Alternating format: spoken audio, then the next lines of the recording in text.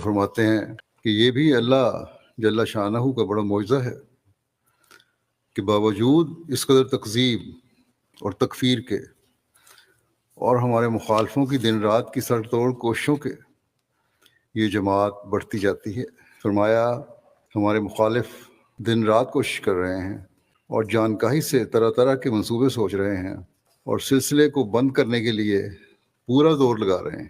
مگر خدا ہماری جماعت کو بڑھاتا جاتا ہے۔ پھر فرمایا جانتے ہو کہ اس میں کیا حکمت ہے؟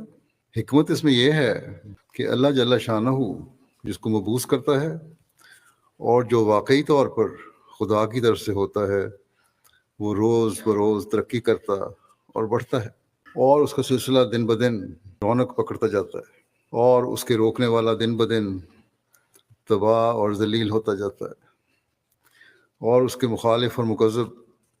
آخر کار بڑی